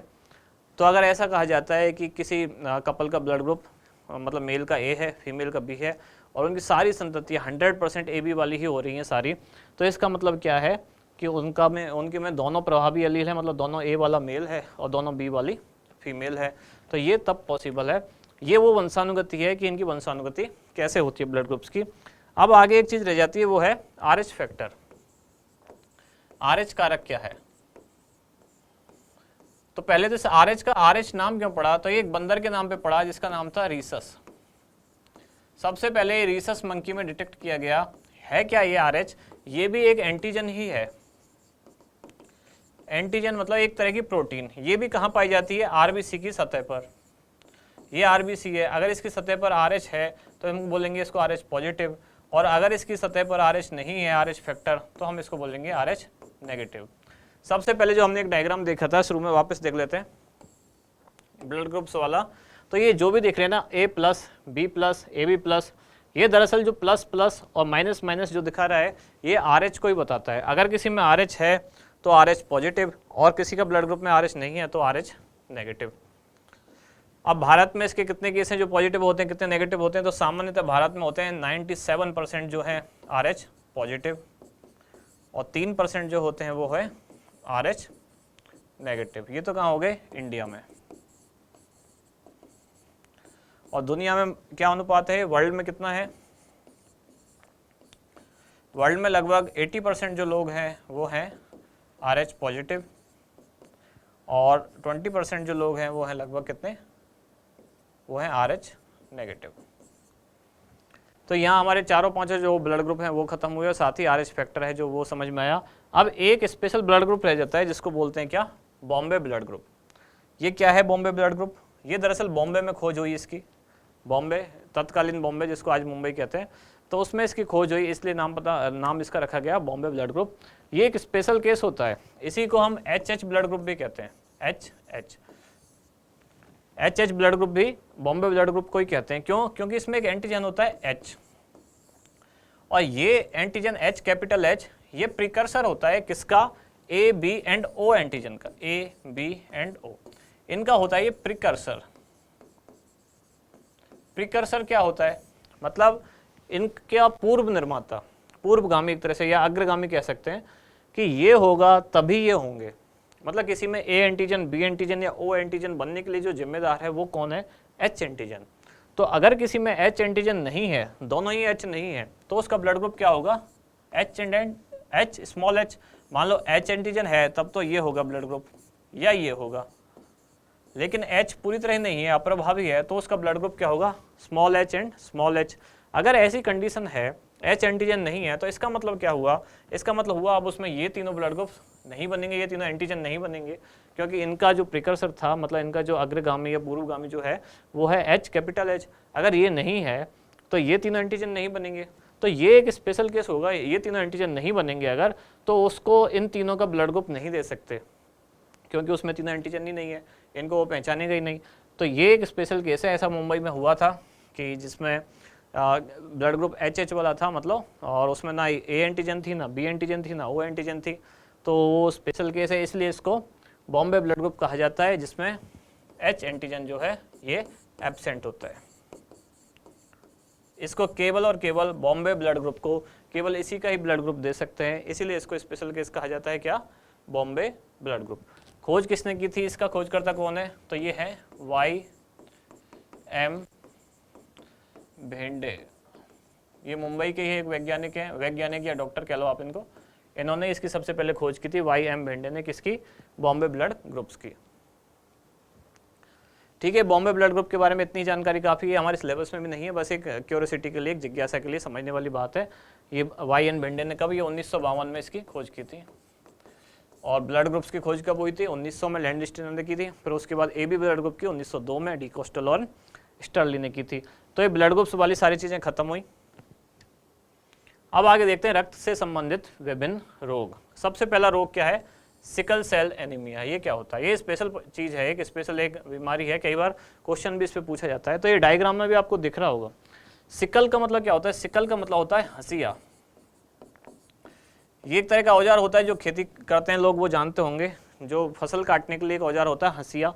तो ये हंसिया जैसी जब RBC हो जाती है, सिकल सेप जैसी, हंसिया जैसी, तभी इसको बोलते हैं सिकल सेप एनीमिया। जैसे आप इस डायग्राम में देख रहे होंगे, ये RBC की शेप आपको कैसी दिख रही है, यही हंसिया जैसी, वही जो फसल काटने का एक औजार होता है उसकी जैसी जब RBC की शेप हो जाती है तो उसी को बोलते हैं सिकल सेल एनीमिया। अब इस बीमारी में क्या होता है, RBC जब इस तरह की शेप की हो जाती है तो उसको हीमोग्लोबिन को ले जाने की उसकी जो क्षमता है वो घट जाती है, ऑक्सीजन को ले जाने की कैपेसिटी घट जाती है, साथ ही साथ RBC का जो लाइफ स्पैन है, मतलब 120 दिन से वो घट के कम हो जाता है।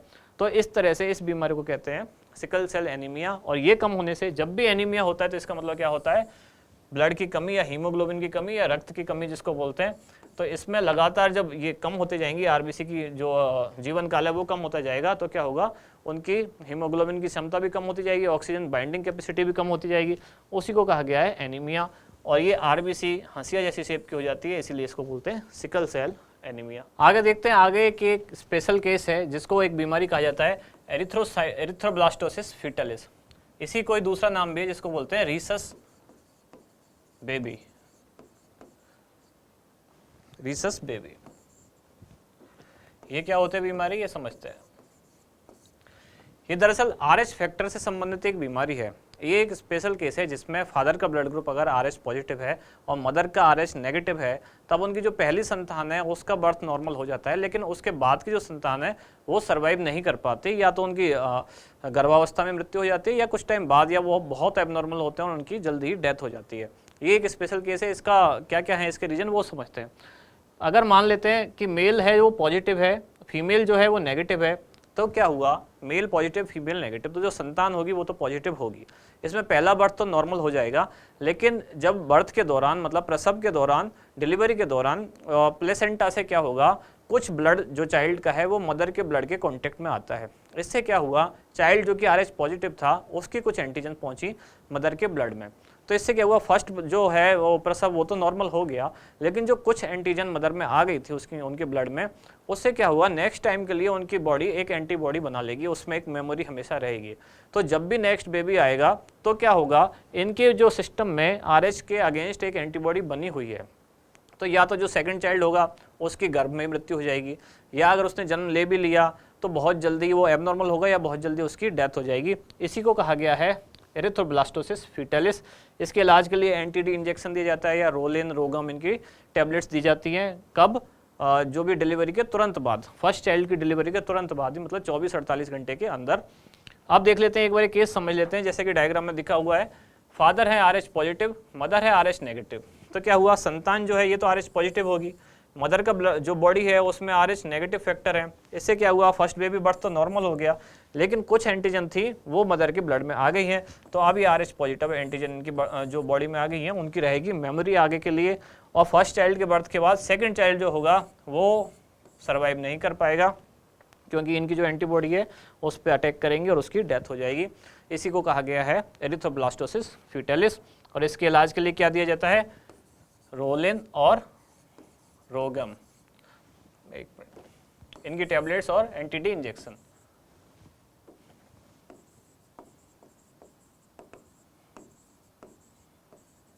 और साथ ही इंजेक्शन कौन सा, एंटी-डी। ये फर्स्ट डिलीवरी के तुरंत बाद ही, लगभग 48 घंटे के अंदर ही ये दिया जाता है, यही इसका इलाज है। आगे देखते हैं कि और कुछ बीमारियां क्या क्या हैं रक्त से जो संबंधित है। एक है पॉलीसाइथेमिया। तो पॉली का मतलब होता है बहुत ज़्यादा, और साइथेमिया किसके लिए है, या सेल का काउंट बहुत ज़्यादा बढ़ जाना। तो ये कौन सी बीमारी है, ये है जब RBC की संख्या एबनॉर्मली बहुत ज़्यादा बढ़ जाती है, तो उस बीमारी को क्या कहते हैं, पॉलीसाइथेमिया। ल्यूकोसाइटोसिस, ये क्या है, ये WBC से संबंधित है। तो जब WBC की संख्या बढ़ने लग जाती है तो उसको क्या बोलते हैं, ल्यूकोसाइटोसिस। ये नॉर्मली कब होता है, जब भी हमारे बॉडी में कोई भी इन्फेक्शन होता है तो उसको किल करने के लिए हमें ज़्यादा WBC की जरूरत होती है, तो WBC की संख्या बढ़ती है, उसको कहते हैं ल्यूकोसाइटोसिस। ल्यूकोसाइटोपिनिया, ये क्या होता है, जब WBC की संख्या में कमी होती है तो उसको बोलते हैं ल्यूकोसाइटोपिनिया। और एक है ल्यूकेमिया, जिसको कैंसर भी कहते हैं। ये क्या है, WBC की संख्या में अनियंत्रित ग्रोथ, अचानक से बहुत ज़्यादा उनकी संख्या बढ़ जाती है, तो उसको क्या कहा जाता है, ल्यूकेमिया, या इसको कैंसर भी कहते हैं। तीनों सिंपल से नाम है। पॉलीसाइथेमिया मतलब RBC काउंट में बढ़ना, ल्यूकोसाइटोसिस मतलब WBC का बढ़ना, ल्यूकोसाइटोपिनिया मतलब WBC की कमी, और ल्यूकेमिया मतलब WBC की संख्या में अनियंत्रित ग्रोथ। अब आगे बढ़ते हैं कुछ महत्वपूर्ण तथ्य। ये वन लाइनर क्वेश्चन है और बहुत इंपॉर्टेंट पार्ट है ये इस वीडियो का, क्योंकि यहाँ से सीधे सीधे वन लाइनर क्वेश्चन आते हैं ऑब्जेक्टिव एग्जाम में। सबसे पहले रक्त का अध्ययन क्या कहलाता है, हेमेटोलॉजी। रक्त निर्माण की क्रिया कहलाती है हेमोपोइसिस। रक्त का pH कितना होता है, तो 7.4, ये होता है हल्का क्षारीय। जैसा कि अम्ल और क्षार की एक pH स्केल होती है जो 0 से लेकर 14 तक होती है, जिसमें जहाँ 7 होता है वो होता है न्यूट्रल मतलब उदासीन, और 7 से जब 14 की तरफ चलते हैं तो होता है क्या, क्षार, और 7 से जब 0 की तरफ चलते हैं तो क्या होता है, अम्ल। अगर pH 7.4 है तो मतलब हम क्या जा रहे हैं, उदासीन से किधर चल रहे हैं, क्षार की तरफ, इसलिए ये हल्का होता है क्षारीय। अच्छा, अगर ब्लड का 7.4 है और प्लाज्मा का pH पूछा जाए तो क्या होगा, तो प्लाज्मा का pH भी इतना ही होगा, वो भी हल्का क्षारीय होता है। आगे कितना होता है अमाउंट, तो ये 5 से 6 लीटर होता है मेल में, फीमेल में होता है 4 से 5 लीटर। दरअसल ये होता है ब्लड हमारी बॉडी वेट का 7 से 8% होता है। तो यहाँ एक एवरेज माना गया, एक आदमी का वेट मान लिया गया 70 केजी अगर उसका वेट है, तो उसमें 5-6%, ये 5-6 लीटर जो होगा 7 से 8% उसकी बॉडी वेट का, वो क्या होता है? ब्लड। रक्त क्या है? एक आभासी संयोजी ऊतक है। संयोजी ऊतक तो हमने समझा ही कि संयोजी ऊतक क्या होती है वीडियो के शुरू में। आभासी संयोजी ऊतक क्या होता है कि ऐसा संयोजी ऊतक जिसकी मैट्रिक्स में फाइबर नहीं होते हैं, वो क्या कहलाता है? आभासी संयोजी ऊतक। जनरली हम ये समझ सकते हैं। इसकी कोशिकाओं में कोशिका विभाजन नहीं होता है, ये खुद ही बार बार बोन मेरो से बन के नई कोशिकाएं आती रहती हैं, खुद विभाजित होकर आगे अगली कोशिकाएं नहीं बनाती हैं। ब्लड ग्लूकोज लेवल नॉर्मल कितना होता है? 100 से 80 मिलीग्राम पर डेसीलीटर। ये डेसीलीटर है। कई बार ऐसे भी आ सकता है कि 80 से 100 mg पर 100 ml, तो 1 डेसीलीटर में 100 ml होते हैं, इसलिए इसको ऐसे भी लिख सकते हैं। तो 80 से 100 मिलीग्राम पर डेसीलीटर। और कोलेस्ट्रॉल लेवल कितना होता है? 150 से 260 मिलीग्राम पर डेसीलीटर। यूरिया लेवल कितना होता है ब्लड का? 70 से 30 मिलीग्राम पर डेसीलीटर। शरीर के कुल भार का 7 से 8% क्या होता है? रक्त। कुल रक्त कणिकाओं का लगभग 99% केवल आरबीसी होती हैं, शेष 1% में डब्ल्यूबीसी और प्लेटलेट्स होती हैं। ये बात हमने शुरू में भी की थी, क्योंकि 50 से 55 लाख तो क्या थी? आरबीसी। 6000 से 8000 क्या थी? डब्ल्यूबीसी। और 1.5 से लगभग 4.5 लाख क्या थी? 4.5 या 4 लाख क्या थी? प्लेटलेट्स। तो 90% लगभग यही होता है क्या? आरबीसी। आगे देखते हैं, आगे क्या है?